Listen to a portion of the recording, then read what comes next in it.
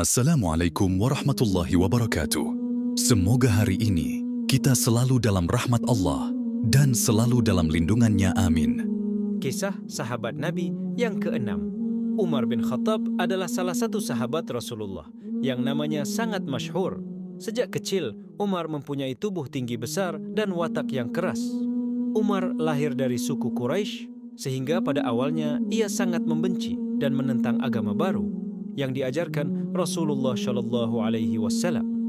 Pada suatu ketika, Umar juga sempat berniat untuk membunuh Rasulullah Shallallahu Alaihi Wasallam karena geram. Namun, masuknya Umar di agama Islam memberikan dampak yang begitu besar bagi perkembangan umat Islam selanjutnya. Komitmen Umar yang begitu teguh dan tulus untuk mengkokohkan tiang-tiang agama Islam ini pernah ia sampaikan ke Rasulullah Shallallahu Alaihi Wasallam. Umar bin Khattab lahir pada tahun 13 setelah tahun Gajah. Ia adalah putra Al-Khattab bin Nufail. Kakek Umar, Nufail bin Abdul Uzza, adalah seorang hakim kaum Quraisy. Kaum keluarga Umar sangat disegani karena selalu bertindak sebagai juru damai jika terjadi sengketa. Pengaruh mereka terhadap suku-suku lain sangat besar. Maka tidak mengherankan jika dalam perundingan mereka tampil sebagai pembuat keputusan yang adil. Umar memiliki tubuh yang besar, kekar, dan kuat. Tubuhnya bongsor meskipun masih kecil. Umar terkenal paling berani di antara anak-anak kecil lainnya. Meskipun bermain di antara anak bangsawan kaya raya suku Quraisy, Umar tidak iri hati. Sebab ia memiliki hal yang dapat dibanggakan, yaitu otak yang cerdas, berani, tegas, pandai bercerita, dan memiliki tubuh yang bongsor. Saat remaja, Umar sering disebut si garang oleh teman-teman sebayanya. Bila bepergian, ia membawa pedang yang digantungkan di bahu kirinya yang bidang. Sewaktu Umar remaja, sudah memasuki tahun ke-6 kenabian Rasulullah. Ia adalah salah seorang yang menentang agama baru yang dibawa dan diajarkan Rasulullah. Umar sangat geram pada Rasulullah, sebab agama baru yang diajarkan Rasulullah telah memecah belah kesatuan suku Quraisy. Umar sempat membentak dan memaki Lubainah, budak yang ada di rumahnya, saat mengetahui Lubainah telah memeluk Islam. Meski sosok Umar memiliki watak yang keras, tubuh yang tinggi dan besar sehingga nampak kasar, namun pada nurani terdalamnya, sosok Umar adalah manusia yang penuh dengan kasih sayang. Suatu hari, Umar hendak pergi untuk membunuh Rasulullah Shallallahu Alaihi Wasallam. Tapi di tengah perjalanan, ia bertemu dengan Nuaim bin Abdullah yang menasehati Umar untuk mengurungkan niatnya. Nuaim dan Umar saling berpendapat dengan keras dan nada yang semakin meninggi. Ketika Nuaim melihat bahwa emosi Umar belum berakhir, ia memberitahukan kalau Fatimah, adiknya Umar dan suaminya, Fatimah, telah memeluk Islam. Saat Umar mendengar bahwa adik perempuannya dan suaminya telah memeluk Islam, dia menjadi sangat marah dan langsung mendatangi mereka. Singkat cerita, saat tiba di rumah Fatimah dan suaminya, Umar mendengar lantunan ayat suci Al-Quran dan melihat mereka memegang kitab Al-Quran. Bacaan tersebut membuat hatinya luluh dan memutuskan bertemu dengan Rasulullah Shallallahu Alaihi Wasallam untuk menyatakan ingin memeluk Islam. Salah satu dari banyak jasa yang dilakukan Umar bin Khattab sebagai khalifah, yakni penetapan kalender Hijriah. Sebelum meninggal, Abu Bakar Ash-Shiddiq menulis wasiat bahwa ia menyerahkan wewenang kekhalifahan kepada Umar bin Khattab. Umar bin Khattab dipilih karena memiliki akhlak dan akidah yang sangat baik. Selain itu, ia selalu menjadi penasihat bagi Khalifah Abu Bakar selama memimpin umat Islam. Akhirnya, setelah Abu Bakar wafat, Umar langsung dibaiat untuk dikukuhkan menjadi khalifah umat Islam. Selama menjabat sebagai khalifah, Umar dikenal sebagai pemimpin yang adil dan bijaksana. Selama menjabat, Umar bin Khattab dikenal sebagai sosok yang tegas pada keluarganya sendiri. Umar senantiasa berusaha keras untuk menjauhkan keluarganya menerima privilege atau hak istimewa sebagai anggota keluarga Amirul Mukminin. Sikap Umar tidak hanya terlihat dari caranya membebani keluarga dengan tanggung jawab yang berat dibandingkan umatnya. Umar juga mengharamkan setiap hal yang bukan menjadi hak keluarganya, termasuk menjadi penggantinya sebagai khalifah. Menurut Umar, latar belakang putranya yang bernama Abdullah ibn Umar sebagai anak sang khalifah membuka peluangnya untuk mendapatkan sesuatu yang tidak bisa didapatkan orang lain. Saat Umar berada di penghujung ajalnya, ia menolak keras ketika anaknya diusulkan sebagai calon khalifah yang akan menggantikannya. Meski diusulkan berulang kali, Umar tidak memasukkan nama putranya ke dalam daftar 6 sahabat calon khalifah. Ketika ditanya apa alasan Umar menolak hal itu, ia berkata, "Cukuplah satu orang saja dari keluarga Umar yang akan menghadapi hisab karena urusan kekuasaan, yaitu Umar." Para sahabat dan kaum muslimin lainnya menyanggah. Akan tetapi, wahai Amirul Mukminin, sesungguhnya anakmu adalah orang yang bertakwa dan adil. Apakah dosa dirinya jika dia ditakdirkan sebagai anak Amirul Mukminin? Ataukah dosa kaum muslimin yang merasa bahagia jika anakmu menjadi pemimpin bagi mereka? Umar senantiasa pula mengingatkan pada kaum muslimin lain bahwa Abdullah ibn Umar bukan satu-satunya muslim yang adil dan bertakwa. Menurutnya, masih banyak muslim lain yang memiliki keadilan dan ketakwaan seperti putranya. Umar memegang sebuah prinsip, menghindarkan memberi jabatan karena pertalian kasih sayang atau kekerabatan. Ia berkata, barang siapa memberikan jabatan kepada seseorang dikarenakan pertalian kasih sayang atau kekerabatan dan dia tak mengangkatnya, kecuali atas dasar hal itu semata, dia benar-benar telah mengkhianati Allah, Rasul-Nya, dan kaum muslimin. Dalam kesempatan lain, nama Abdullah juga pernah muncul sebagai calon gubernur Kufah. Umar yang sedang berbincang dengan para sahabat berkata, "Aku memerlukan orang yang kuat, terpercaya, dan muslim sejati untuk memimpin mereka."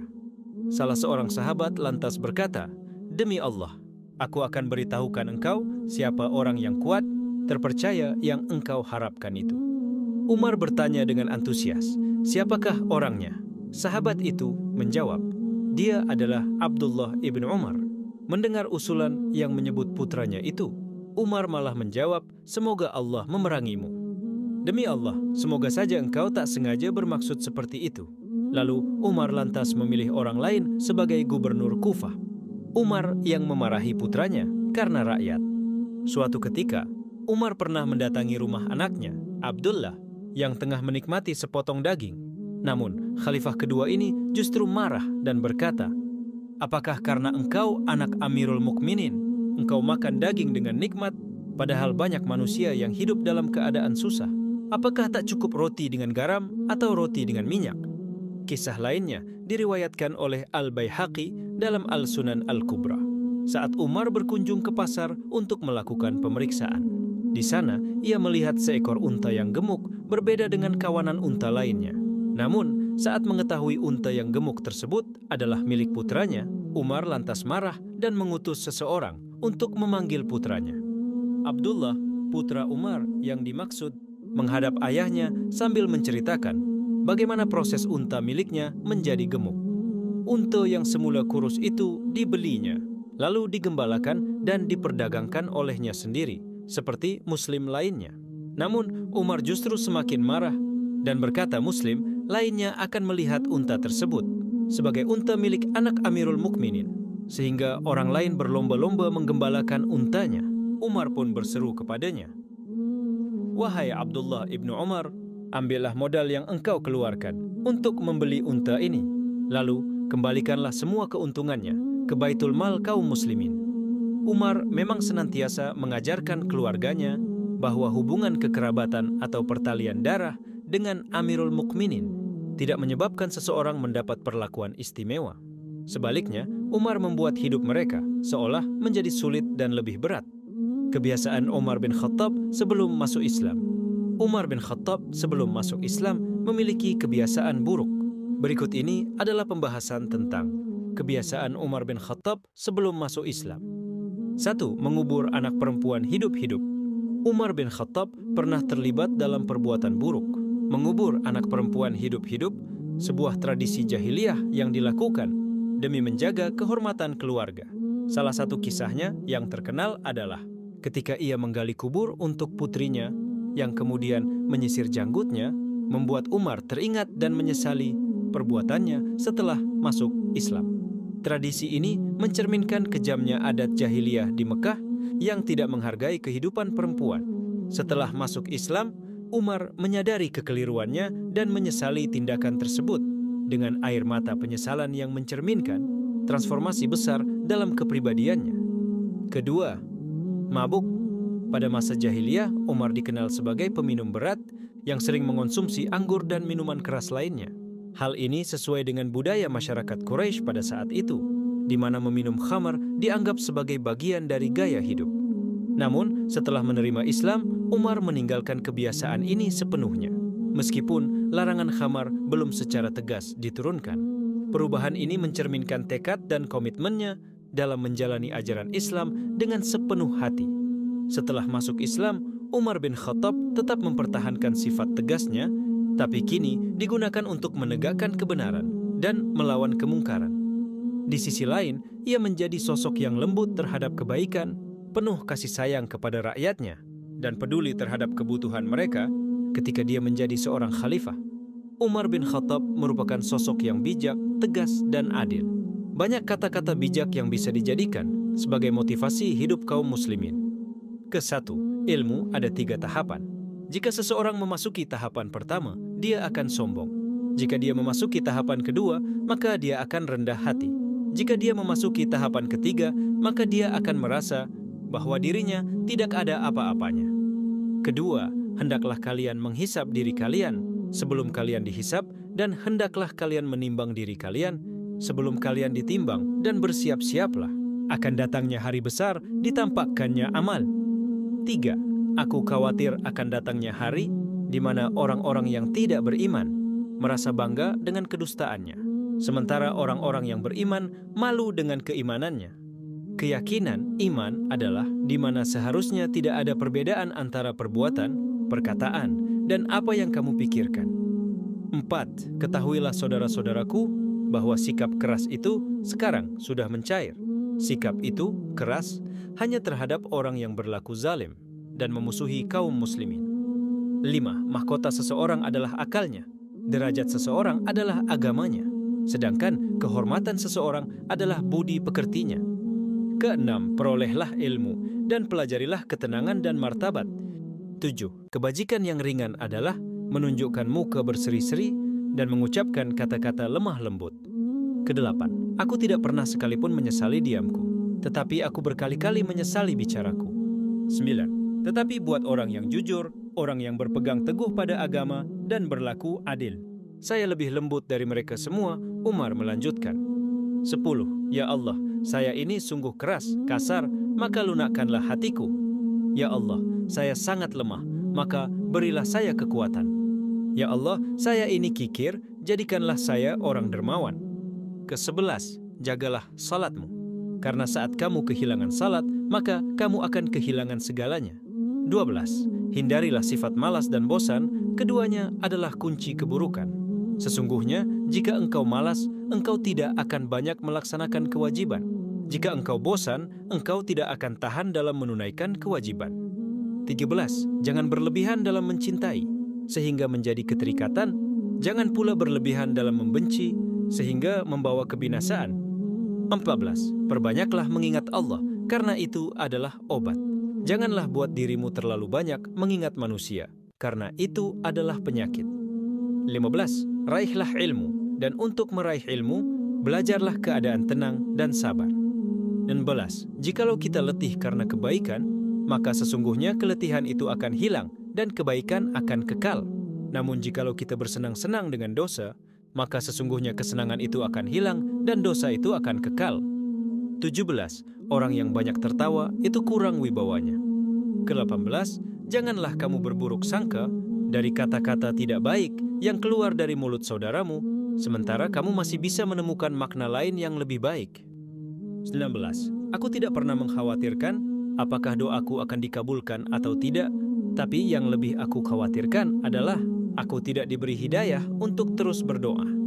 20. Seandainya kejujuran merendahkanku dan sedikit yang bisa dilakukan, maka hal tersebut lebih aku cintai dari kebohongan yang dapat menaikkan posisiku meski sedikit yang bisa dilakukan. Ke-21.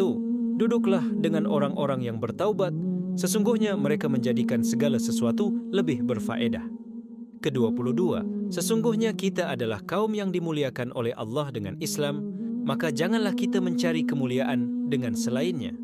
Ke-23, barang siapa takut kepada Allah Subhanahu wa Ta'ala, niscaya tidak akan dapat dilihat kemarahannya. Dan barang siapa takut kepada Allah, tidak sia-sia apa yang Dia kehendaki. Ke-24, jika tidur pada malam hari, aku telah menyia-nyiakan diriku. Jika aku tidur pada siang hari, aku telah menyia-nyiakan rakyatku. Ke-25, kami adalah orang-orang yang paling terhina di dunia, dan Tuhan memberi kami kehormatan melalui Islam. Apabila kita mencari kehormatan melalui hal lain, Tuhan akan mempermalukan kita lagi. Ke-26, tidak ada rasa bersalah yang bisa mengubah masa lalu, dan tidak ada kekhawatiran yang dapat mengubah masa depan.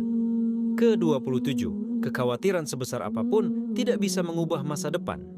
Tenang saja, karena hasil segala urusan ditentukan oleh ketetapan Tuhan. Jika sesuatu dimaksudkan untuk pergi ke tempat lain, ia tidak akan pernah sampai padamu. Tetapi jika itu adalah takdirmu, maka ia tidak dapat lari darimu. Ke-28, siapapun yang menunjukkan kesalahanmu adalah temanmu.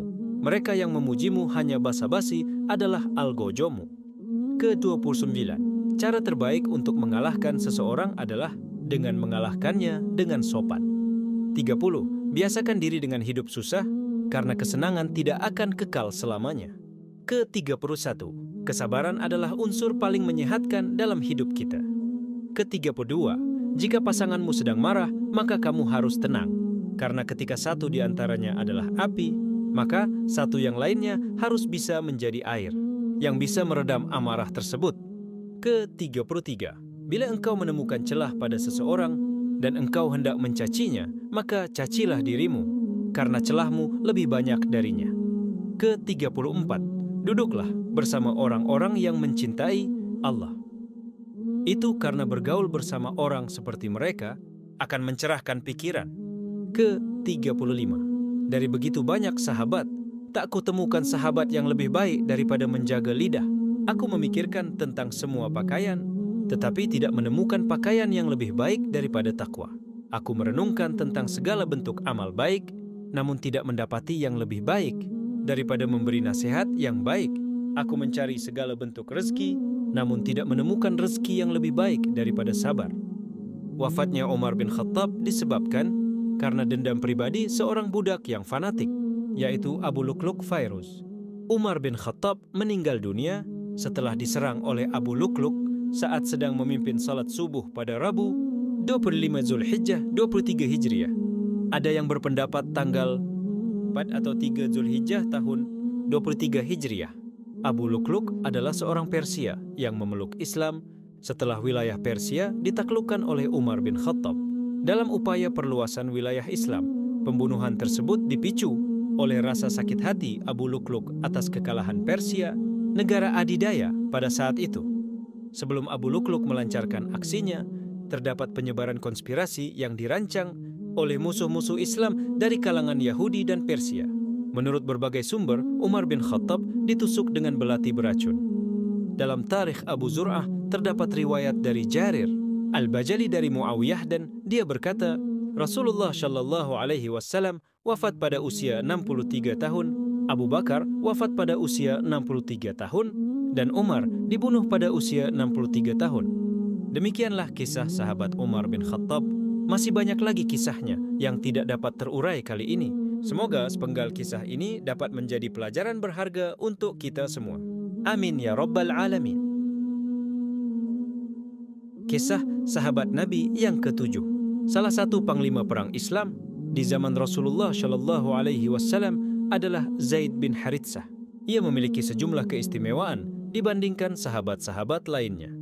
Bahkan, panglima yang mati syahid di peperangan Mu'tah ini menjadi tameng bagi Rasulullah Shallallahu Alaihi Wasallam.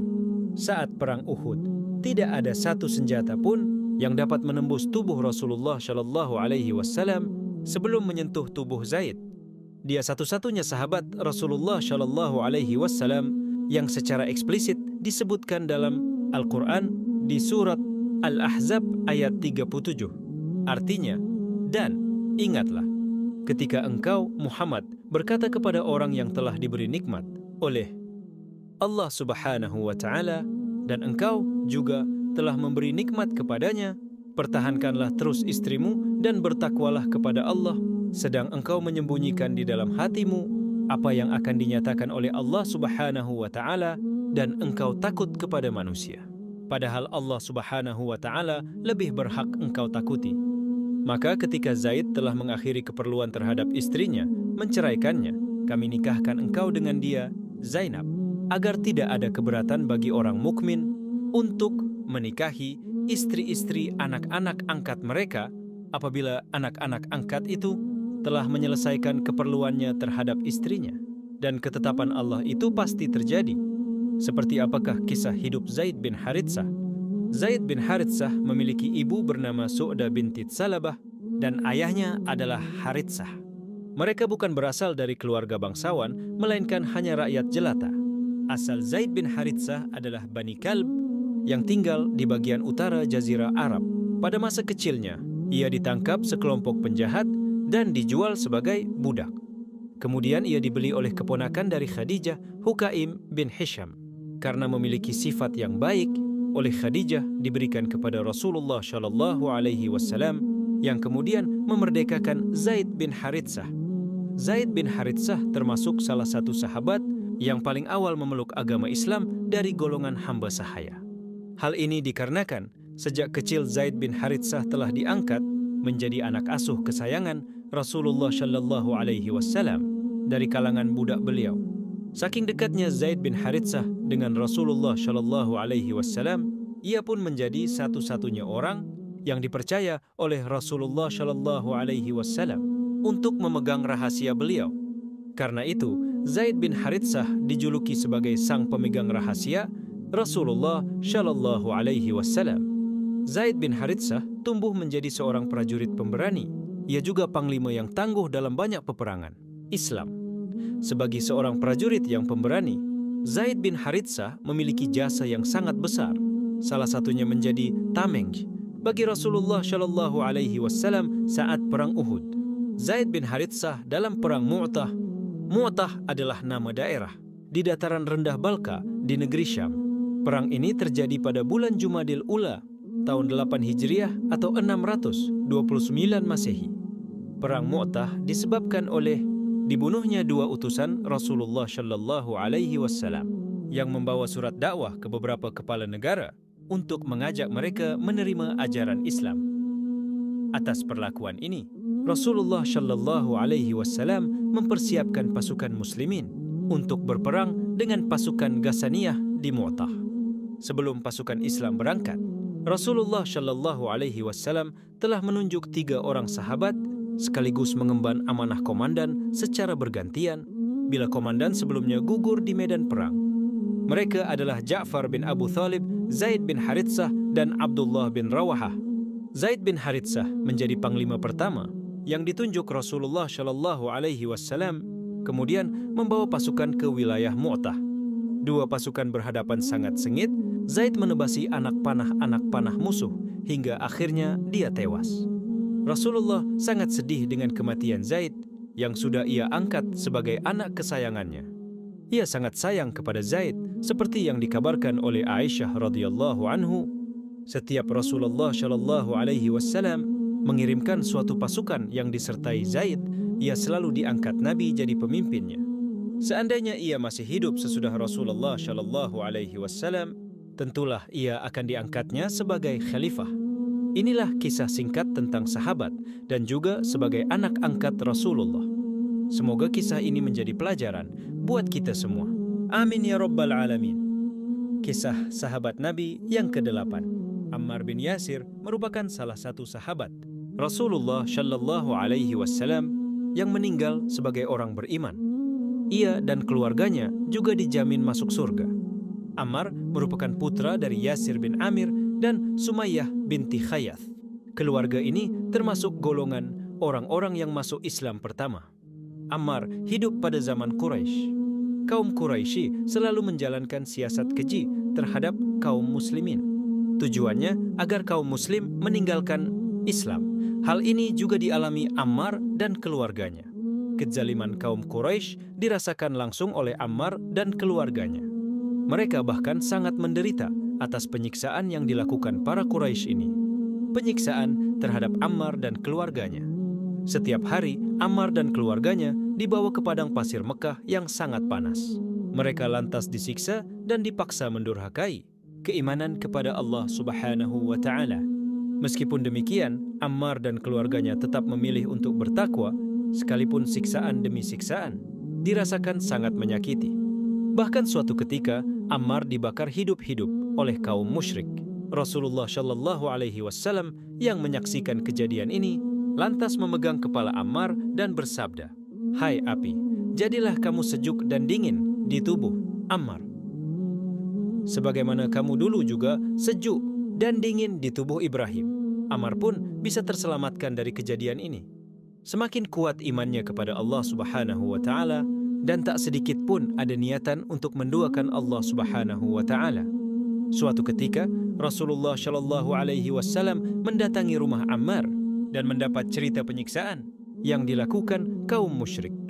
"Wahai Rasulullah, siksaan yang kami derita telah sampai ke puncaknya," kata Ammar.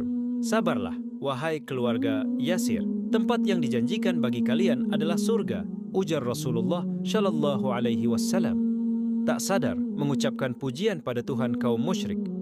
Pernah suatu ketika Ammar mendapat penyiksaan yang sangat keji. Penyiksaan ini bahkan membuat Ammar sampai tak sadarkan diri. Saat itu orang-orang musyrik berkata, "Pujalah olehmu Tuhan-Tuhan kami." Mereka berulang kali menyebutkan kalimat ini sehingga Ammar yang dalam keadaan tak sadarkan diri ikut mengucapkannya.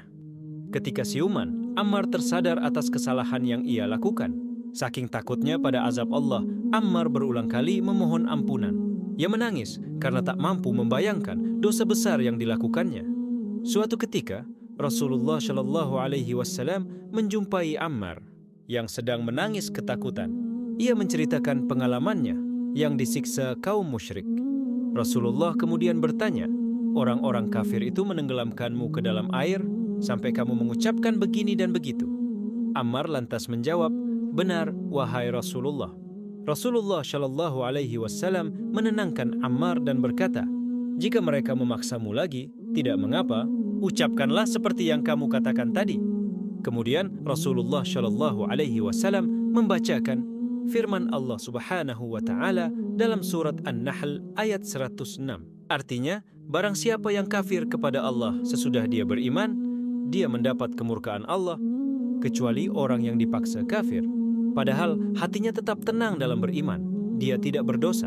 Akan tetapi, orang yang melapangkan dadanya untuk kekafiran, maka kemurkaan Allah menimpanya dan baginya azab yang besar. Mendengar ayat ini, Ammar merasa lega dan ia pun merasa bahagia, seolah beban yang menggelayut di pikirannya telah terlepaskan. Rasulullah Shallallahu Alaihi Wasallam pun semakin bangga dengan keteguhan iman Ammar. Diri Ammar dipenuhi keimanan sampai ke tulang punggungnya.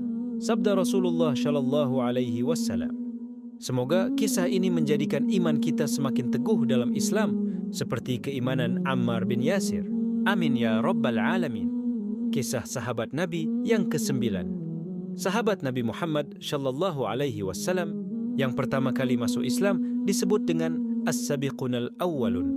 Mereka adalah Ali bin Abi Thalib, Khadijah, Abu Bakar As-Siddiq, Zaid bin Haritsah, dan Utsman bin Affan. Lalu, bagaimana dengan sahabat Rasulullah Shallallahu Alaihi Wasallam yang terakhir kali memeluk Islam? Berikut kisah lengkap sahabat Nabi yang paling akhir masuk Islam. Sahabat Nabi Shallallahu Alaihi Wasallam yang paling akhir masuk Islam adalah Abu Darda. Ia adalah seorang laki-laki yang unggul, penuh ketaatan, dan spesifik. Ia seorang Muslim yang selalu berusaha menggapai derajat ibadah tertinggi yang bisa dicapai oleh manusia. Abu Darda memiliki nama asli Uwaimir bin Malik dari suku Khazraj. Namun orang-orang lebih sering memanggilnya dengan Abu Darda karena ia memiliki anak bernama Darda. Suatu pagi yang sangat pagi, ia telah terbangun dari tidurnya. Ia lantas mengucapkan doa dan salam kepada berhala yang ia simpan di tempat terbaik di rumahnya. Tak lupa, ia juga mengoleskan wangi-wangian serta memberinya baju sutra hadiah dari kawannya yang kembali dari Yaman kemarin. Setelah matahari sudah meninggi, ia lantas pergi menuju tokonya. Namun belum jauh ia berjalan, di kota Yatsrib terdapat riuh rendah yang ternyata berasal dari sahabat-sahabat Nabi Muhammad Shallallahu Alaihi Wasallam yang pulang dari Perang Badar. Ia lantas menanyakan kabar sahabat jahiliyahnya dulu, yang kini telah memeluk Islam, Abdullah ibnu Rawalah. Seorang pemuda menjawab bahwa Abdullah baik-baik saja dan pulang dengan membawa ghanimah. Ia pun merasa tenang dan lega. Meskipun Abdullah bin Rawalah telah masuk Islam, dirinya masih berhubungan baik dengan Abu Darda. Ia bahkan sering mengunjunginya dan menyemangatinya untuk segera masuk Islam. Namun selalu saja ditolak oleh Abu Darda. Ketika Abu Darda sudah sampai di tokonya, kesibukan langsung menyelimutinya, tanpa tahu apa yang akan diperbuat Abdullah di rumahnya. Pintu rumah Abu Darda terbuka dan Abdullah melihat Ummu Darda di dalam. Lantas ia meminta izin untuk masuk rumah dan diizinkan olehnya. "Di mana gerangan Abu Darda?" tanya Abdullah. "Dia sudah pergi ke toko. Tak lama lagi tentu pulang." Lalu ia menunggu kedatangan Abu Darda di dalam rumah. Tanpa sepengetahuan Ummu Darda, Abdullah diam-diam masuk ke ruangan berhala dan menghancurkannya. Semua yang menyekutukan Allah itu sesat, gumam Abdullah. Setelah patung itu hancur, ia lantas meninggalkannya. Tak lama, Ummu Dardah masuk dan berteriak histeris mendapati patung sembahannya telah hancur berkeping-keping. Sambil memukul-mukul kepala dan menampar pipi, ia meratap, "Engkau menghancurkanku. Ibnu Rawahah, engkau menghancurkanku." Abu Darda pun pulang dari tokonya. Ia mendapati istrinya di depan pintu sambil memeluk berhala rusak itu dengan wajah yang ketakutan. "Kenapa kau?" tanya Abu Darda. "Saudaramu, Abdullah ibnu Rawalah, tadi datang lalu menghancurkan patung pemujaanmu," jawab Ummu Darda. Sekejap emosinya pun memuncak dan hendak langsung mendatangi Abdullah. Namun setelah dipikir-pikir, amarahnya mereda dan tidak jadi marah. Ia malah berkata, "Kalau patung ini memiliki kebaikan, tentu dia mampu melindungi dirinya dari segala gangguan." Setelah kejadian ini, ia langsung pergi mencari Abdullah ibnu Rawalah. Ia lantas meminta untuk diantar menghadap Rasulullah Shallallahu Alaihi Wasallam untuk menyatakan keislamannya. Dengan ini menjadikan Abu Darda sebagai sahabat Nabi paling akhir dari yang memeluk Islam dari kaum Khazraj. Sejak saat itu, ia langsung beriman secara mantap kepada Allah Subhanahu wa Ta'ala. Ia menyesali ketertinggalannya tersebut, membalasnya dengan mempelajari agama. Dengan sangat giat dan tekun, dirinya bagai orang yang kehausan akan ilmu-ilmu dan ibadah. Bahkan ia tak segan untuk meninggalkan jual belinya demi menghadiri majelis-majelis ilmu. Akhirnya, Abu Darda menjadi sahabat Nabi dan orang yang paling mengerti tentang dinullah dan hafal Al-Quran. Mengisahkan Abu Darda sebagai seseorang yang tidak pernah berhenti belajar. Dia selalu merenung, berfikir, dan berguru kepada Nabi Muhammad Shallallahu Alaihi Wasallam hingga menjadi ahli hikmah. Di masa Rasulullah, pendapat Abu Darda sebagai ahli hikmah bahkan menjadi pegangan umat Islam karena ia selalu menyeru kepada kebaikan. Semasa kekhalifahan Utsman bin Affan, beliau mengangkat Abu Darda sebagai hakim di Syam. Ia merupakan seseorang dengan penuh pesona, hatinya berisi perasaan cinta pada akhirat. Bahkan sehari-harinya beliau membuka majelis-majelis taklim. Abu Darda berkata, "Bila Anda menghendaki saya pergi ke Syam, saya mau pergi untuk mengajarkan Al-Quran dan sunnah Rasulullah kepada mereka, serta menegakkan solat bersama-sama mereka." Utsman lantas menyetujui maksud Abu Darda. Selanjutnya, ia berangkat ke Damsyik, dan di sana ternyata masyarakat tenggelam dalam kenikmatan dunia serta hidup bermewah-mewah. Keadaan tersebut lantas membuat Abu Darda sedih, yaitu kemudian memperingati mereka agar tidak melupakan kehidupan akhirat. Sayangnya, masyarakat Damsyik tidak menyukai sifat Abu Darda, terlebih dengan nasihat-nasihatnya. Agar tidak berlarut-larut, Abu Darda lalu mengumpulkan orang-orang di masjid untuk berpidato di hadapan mereka. "Wahai penduduk Damsyik, kalian adalah saudaraku seagama, tetangga senegeri, dan pembela dalam melawan musuh bersama. Wahai penduduk Damsyik, saya heran apakah yang menyebabkan kalian tidak menyenangi saya, padahal saya tidak mengharapkan balas jasa dari kalian. Nasihatku berguna untuk kalian, sedangkan belanjaku bukan dari kalian," kata Abu Darda. Ia berpidato cukup panjang hingga membuat orang-orang yang mendengar menangis. Isak tangisnya bahkan terdengar hingga keluar masjid. Saya tidak suka melihat ulama-ulama pergi meninggalkan kalian, sementara orang-orang bodoh tetap saja bodoh. Saya hanya mengharapkan kalian supaya melaksanakan segala perintah Allah Ta'ala dan menghentikan segala larangannya. Saya tidak suka melihat kalian mengumpulkan harta kekayaan banyak-banyak, tetapi tidak kalian pergunakan untuk kebaikan. Kalian membangun gedung-gedung yang mewah, tetapi tidak kalian tempati, kata Abu Darda. Sejak hari itu, Abu Darda mengunjungi majelis-majelis masyarakat Damsyik dan pergi ke pasar-pasar. Dia akan menjawab pertanyaan orang yang lalai. Suatu hari, ketika Abu Darda sedang berjalan-jalan, ia melihat sekelompok orang yang memaki seorang laki-laki. Melihat hal itu, Abu Darda segera menghampiri mereka. "Apa yang terjadi?" tanyanya. "Orang ini jatuh ke dalam dosa besar," jawab mereka. "Seandainya dia jatuh ke dalam sumur, apakah kalian akan membantunya keluar dari sumur itu?" ujar Abu Darda. "Tentu saja," sahut sekelompok orang tersebut. "Karena itu, janganlah kalian mencaci dia, tapi ajari dan sadarkan dia. Bersyukurlah kalian kepada Allah yang senantiasa memaafkan kalian dari dosa," kata Abu Darda menanggapi. Orang yang bersalah itu lantas menangis dan bertobat. Wafat beliau. Tatkala Abu Darda hampir meninggal, para sahabatnya datang berkunjung. Mereka bertanya, "Sakit apa yang Anda rasakan?" Jawab Abu Darda, "Dosa-dosaku." Tanya mereka, "Apa yang Anda inginkan?" Jawab Abu Darda, "Ampunan Tuhanku." Kemudian dia berkata kepada orang-orang yang hadir di sekitarnya, "Ulangkanlah kepadaku kalimah La ilaha illallah Muhammad Rasulullah." Abu Darda senantiasa membaca kalimah tersebut berulang-ulang hingga nafasnya yang terakhir. Setelah Abu Darda pergi menemui Tuhannya, Auf bin Malik al-Ashja'i bermimpi. Dia melihat dalam mimpinya sebuah padang rumput yang luas menghijau.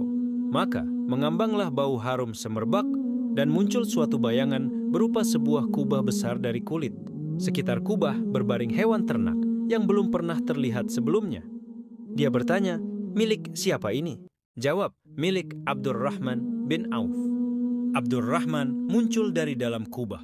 Dia berkata kepada Auf bin Malik, "Hai Ibnu Malik, inilah karunia Allah kepada kita berkat Al-Quran.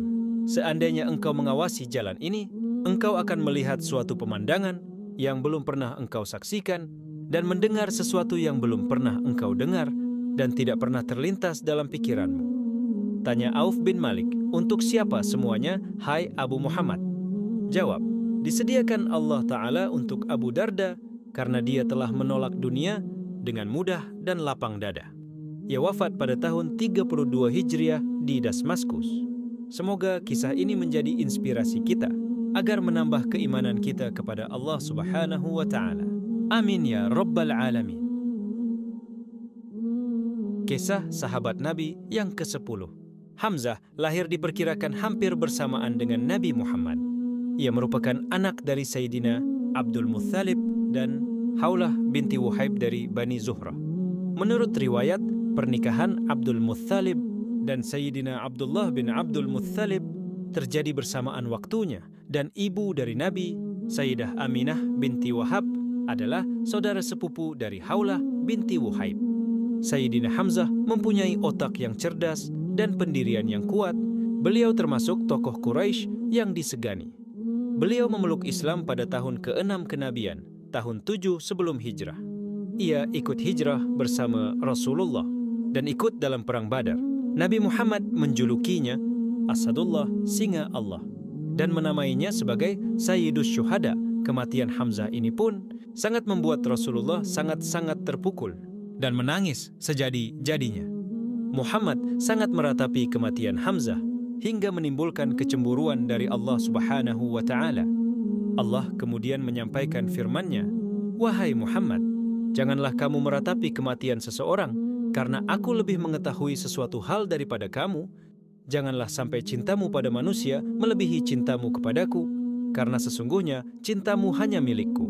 Firman Allah ini dicatat oleh Imam Syafi'i dalam kitabnya. Tahun 7 sebelum Hijriah, masuk Islam. Sejak memeluk Islam, Hamzah telah berniat untuk membaktikan segala keperwiraan, keperkasaan, dan juga jiwa raganya untuk kepentingan dakwah Islam. Karena itu, tidaklah mengherankan jika Nabi Muhammad menjulukinya dengan sebutan Asadullah, yang artinya singa Allah. Sementara itu, Abu Jahal yang telah mengetahui bahwa Hamzah telah berdiri dalam barisan kaum muslimin, berpikir bahwa perang antara kaum Quraisy dengan kaum muslimin sudah tidak dapat dielakkan lagi. Oleh karena itu, ia mulai menghasut dan memprovokasi orang-orang Quraisy untuk melakukan tindak kekerasan terhadap Rasulullah dan pengikutnya. Bagaimanapun, Hamzah tidak dapat membendung kekerasan yang dilakukan kaum Quraisy terhadap para sahabat yang lemah. Akan tetapi harus diakui bahwa keislamannya telah menjadi perisai dan benteng pelindung bagi kaum muslimin lainnya. Lebih dari itu, dia menjadi daya tarik tersendiri bagi kabilah-kabilah Arab yang ada di sekitar Jazirah Arab untuk lebih mendalam mengetahui agama Islam. Tahun 2 Hijriah, Perang Badar. Pasukan kaum muslimin yang pertama kali dikirim oleh Nabi Muhammad SAW dalam Perang Badar dipimpin langsung oleh Hamzah dan Ali bin Abu Thalib, menunjukkan keberaniannya yang luar biasa dalam mempertahankan Islam hingga akhirnya kaum muslimin berhasil memenangkan perang tersebut secara gilang gemilang. Banyak korban dari kaum kafir Quraisy dalam perang tersebut dan tentunya mereka tidak mau menelan kekalahan begitu saja.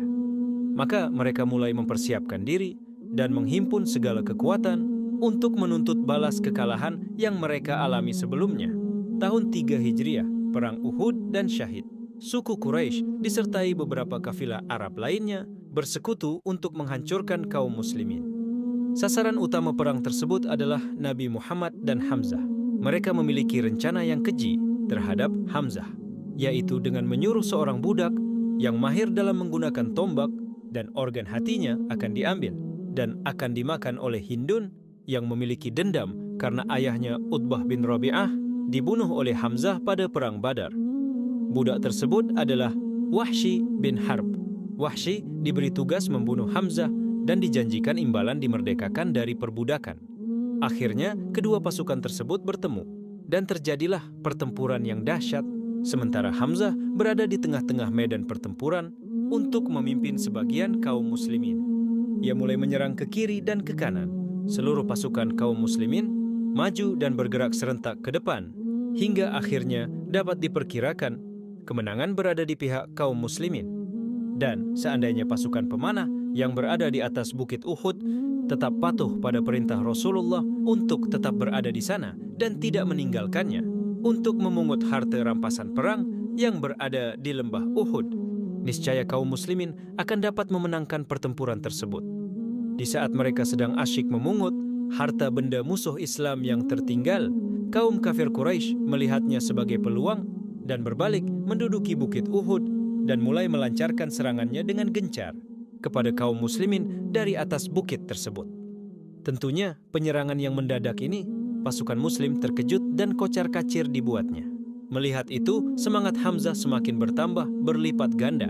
Ia kembali menerjang dan menghalau serangan kaum Quraisy. Sementara itu, Wahsy terus mengintai gerak-gerik Hamzah.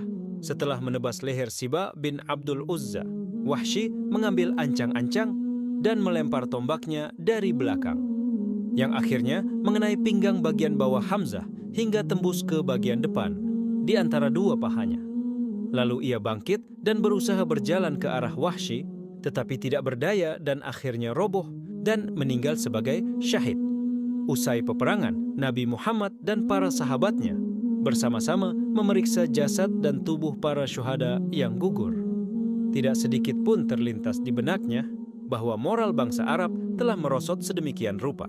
Mereka merusak jasad Hamzah, merobek dadanya, dan mengambil hatinya. Ibnu Atsir berkata dalam Usud al-Ghabah, dalam perang Uhud, Hamzah berhasil membunuh 31 orang kafir Quraisy. Sampai pada suatu saat, dia tergelincir sehingga ia terjatuh ke belakang dan tersingkaplah baju besinya. Pada saat itu, ia langsung ditombak dan dirobek perutnya. Lalu, hatinya dikeluarkan oleh Hindun, kemudian dikunyahnya hati Hamzah, tetapi tidak tertelan dan segera dimuntahkannya. Diriwayatkan oleh Ibnu Ishaq di dalam sirah Ibnu Ishaq dari Abdurrahman bin Auf bahwa Umayyah bin Khalaf berkata kepadanya siapakah salah seorang pasukan kalian yang dadanya dihias dengan bulu-bulu itu? Aku menjawab, dia adalah Hamzah bin Abdul Muthalib. Lalu Umayyah berkata, dialah yang membuat kekalahan kepada kami. Ketika dia melihat keadaan tubuh pamannya, dia sangat marah dan Allah menurunkan firman-Nya. Surah An-Nahl ayat 126. Dan jika kamu memberikan balasan, maka balaslah dengan balasan yang sama, dengan siksaan yang ditimpakan kepadamu. Akan tetapi jika kamu bersabar, sesungguhnya itulah yang lebih baik bagi orang-orang yang sabar. Setelah itu, Nabi bersama kaum muslimin menyalatkan jenazah pamannya dan para syuhada lainnya satu persatu. Pertama Hamzah disalatkan, lalu dibawa lagi jasad seorang syahid untuk disalatkan. Sementara jasad Hamzah tetap dibiarkan di situ. Lalu jenazah itu diangkat, sedangkan jenazah Hamzah tetap di tempat. Kemudian dibawa jenazah yang ketiga dan dibaringkan di samping jenazah Hamzah. Lalu Nabi dan para sahabat lainnya menyalatkan mayat itu. Demikianlah Nabi menyalatkan para syuhada Uhud satu persatu. Hingga jika dihitung, maka Nabi Muhammad dan para sahabatnya telah menyalatkan Hamzah sebanyak 70 kali. Abdurrahman bin Auf menyebutkan bahwa ketika perang Badar, Hamzah berperang di samping Nabi Muhammad dengan memegang 2 bilah pedang. Beliau juga salah satu syuhada yang darah masih mengalir dalam perang Uhud. Berikut adalah di antara keistimewaan Hamzah bin Abdul Muthalib.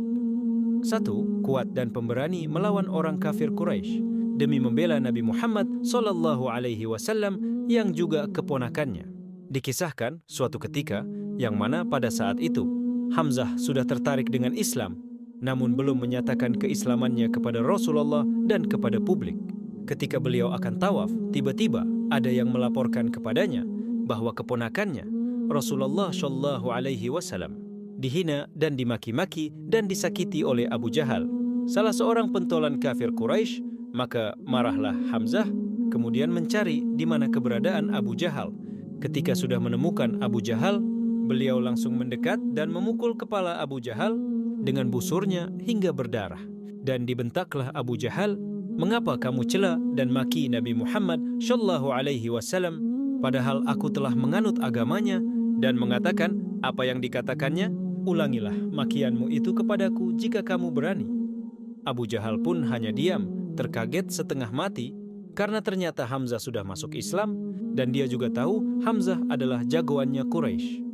2. Mendapat julukan singa Allah dan singa Rasulnya dari Rasulullah SAW. Hal ini karena kekuatan dan keberanian beliau dalam membela agama Allah. 3. Dipilih Rasulullah SAW menjadi panglima dalam peperangan yang tanpa disertai Rasulullah SAW. Keempat, syahid pada perang Uhud. Beliau dibunuh oleh Wahsy, budak suruhan Hindun binti Uthbah, karena telah kehilangan ayah, paman, saudara dan putranya yang dibunuh oleh Sayyidina Hamzah pada perang Badar. 5. Penghormatan atas gugurnya beliau yang sangat kejam menyebabkan turunnya wahyu dari Allah. Hamzah tidak hanya gugur di perang Uhud, namun badannya juga dicabik-cabik dan hatinya diambil oleh Hindun dan dikunyah-kunyah hatinya untuk membalas dendam atas kematian ayahnya. Rasulullah SAW yang melihat apa yang terjadi pada pamannya tersebut menjadi sangat marah dan berkata, sekiranya aku diberi kemenangan oleh Allah di salah satu medan pertempuran dengan orang Quraisy, niscaya ku cabik-cabik tubuh 30 orang laki-laki di antara mereka. Maka Allah pun menurunkan ayat, dan jika kamu membalas, maka balaslah dengan balasan yang sama, dengan siksaan yang ditimpakan kepadamu. Tetapi jika kamu bersabar, sesungguhnya itulah yang lebih baik bagi orang yang sabar. Bersabarlah, hai Muhammad, dan tiadalah kesabaranmu itu, melainkan dengan pertolongan Allah, dan janganlah kamu bersedih hati terhadap kekafiran mereka, dan janganlah kamu bersempit dada terhadap apa yang mereka tipu dayakan. Sesungguhnya Allah beserta orang-orang yang bertakwa dan orang-orang yang berbuat kebaikan. Surah An-Nahl. Ke-6. Disolatkan Rasulullah SAW sebanyak 70 kali. Semua sahabat yang gugur pada perang Uhud disolatkan satu persatu. Setiap sahabat yang gugur dibaringkan di dekat jenazah Hamzah, kemudian disolatkan oleh Rasulullah SAW bersama para sahabat. Sahabat yang syahid itu pun diangkat, sedangkan jenazah Hamzah tetap dibiarkan. Kemudian didatangkan lagi jenazah sahabat lain di dekat Hamzah, kemudian disolatkan. Begitu seterusnya hingga semua sahabat yang syahid disolatkan. Sedangkan Hamzah ikut disolatkan bersama masing-masing dari sahabat yang gugur sebanyak 70 orang.